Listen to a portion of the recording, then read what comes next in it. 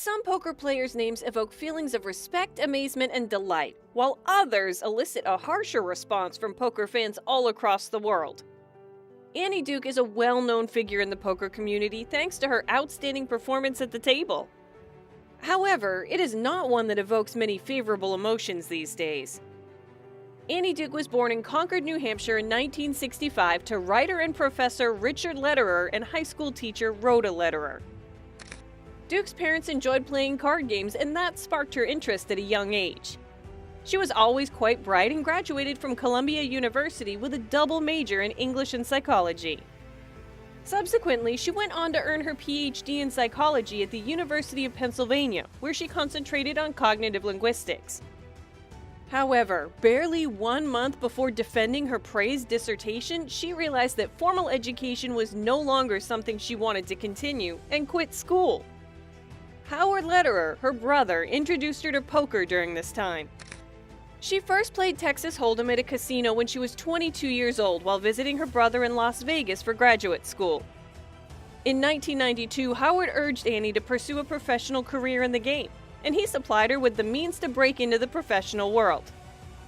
Duke had moderate success at the start of her career, beginning with performances at the Crystal Lounge, a small pub in Billings, Montana, where she lived with her husband. Her brother pushed her to enter tournaments during the 1994 World Series of Poker, and she won $70,000 in her first month of play. This prompted her to relocate to Las Vegas to pursue a professional career. Duke was a successful professional poker player in the 1990s while residing in Vegas. However, it wasn't until 1999 that she earned her first six-figure win, finishing second at a $5,000 WSOP event. In 2000, despite being 9 months pregnant with her third child, Duke finished 10th out of 512 players in the WSOP World Championship event. This was the second best finish for a woman in the event's history. In 2004, she won her only WSOP gold bracelet after finishing first out of 234 players in an Omaha high-low split tournament, earning over $138,000. By the summer of that year, Duke was doing quite well for herself, having earned over $650,000 from her multiple ITM poker tournament results. She became the top female money winner in WSOP history at the moment. Her gold bracelet not only allowed her to walk away with thousands of dollars, but it also secured her a spot in the 2004 World Series of Poker Tournament of Champions. The $2 million winner-take-all prize pool was very appealing. Duke was surrounded by some of poker's most well-known players, including Daniel Negreanu, Johnny Chan, Phil Ivey, David "Chip" Reese, and her brother, Howard Lederer. All of them had extensive poker experience and outstanding track records. Despite all of these variables putting enormous weight on her back, Duke persevered and managed to outlast them all, eventually defeating Phil Hellmuth in the heads-up match and winning the title and $2 million. In 2010, Duke won another great tournament in her career, the NBC National Heads-Up Poker Championship, defeating 64 opponents, including the previous victor, Huck Seed. She earned $500,000, becoming the event's first and only female winner. With this accomplishment, she signed a deal with Ultimate Bet, while her brother was a driving force behind the thriving Full Tilt enterprise. Riding the highs of her triumph, she decided to co-found and fund an initiative called Epic Poker League. The league was exclusively open to poker players who matched specific qualifications. To participate, one needed to have multi-million-dollar career earnings, many wins or cashes at high-level tournaments, and follow the Poker Etiquette Code of Conduct. What made the EPL appealing and distinctive was the promise of a $1 million free roll at its end for the league's top achievers in its initial season. Although it was a massive task, everything looked to be going their way until April 15, 2011, when the Department of Justice released indictments against the 3 largest poker operations in the United States. This sent the entire poker world crumbling down. With this catastrophe, sponsorship interests vanished into thin air, leaving the league in a lot of debt. After battling to stay functional, the EPL was forced to declare bankruptcy, and players were never paid the $1 million free roll they were promised. At the same time, Duke and other executives were paid six-figure salaries despite the league's financial problems. Duke was also criticized for her employment and involvement with Ultimate Bet, which was under fire following a cheating scandal and eventually closed as the US government shut down online poker.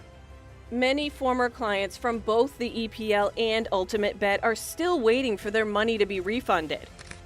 Duke has become a notorious figure in the poker industry as a result of these controversies. When she attempted to return to the WSOP in 2012, top pro and bracelet winner Jason DeWitt reportedly told Duke that she is a disgrace to the poker community. Because of the incidents that occurred, Duke ended her poker career in 2012 and changed careers completely. She continues to make headlines several years later, albeit for reasons other than poker. Despite being a black sheep in the poker scene, Duke used her previous accomplishments to make an enormous fortune. As one of the top female players of her era, she transitioned to delivering motivational and keynote talks for various customers, as well as writing books. In her 2018 book, Thinking in Bets: Making Smarter Decisions When You Don't Have All the Facts, she draws on her poker skills and experience to paint a broader picture of life's uncertainties. In the book, Duke argues that everything people do in their lives is a form of betting on an unknown outcome in some way. In her keynote talks, she expands on this concept and aims to motivate people to improve their critical thinking and risk assessment skills so they can make the best decisions based on their knowledge. Her WSOP bracelet and millions of dollars in earnings over the course of her career lend her a lot of credibility among everyday people who are unaware of her controversial behavior in the poker world. Duke's most recent book, How to Decide: Simple Tools for Making Better Choices, was released in 2020. Duke advertises her work on her social media sites, offering to teach her readers how to make better and smarter decisions while also boosting confidence and eliminating excessive second-guessing. People adore her books and appreciate attending her inspiring presentations. She has traveled the world delivering them for a variety of businesses and their personnel. Duke's poker success, as well as her career as an author and speaker, have led many to question how much she is actually worth. There are numerous factors to consider before making an informed decision on the subject. Her overall earnings from live poker are $4,270,548, with her highest live cash victory of $2 million occurring at the 2004 WSOP Tournament of Champions. Her work with Ultimate Bet and the Epic Poker League must also be considered, as it's likely that Duke's poker bankroll increased by hundreds of thousands of dollars. With all of these lucrative aspects taken into account, including her many successful books and numerous appearances across the world, Annie Duke's net worth is close to $10 million at the moment. Duke's life appears to be busier than ever, and she has no intention of slowing down anytime soon. As much as she loves making money, she's known for giving back to others. Duke has been philanthropic from the beginning of her poker career to the present.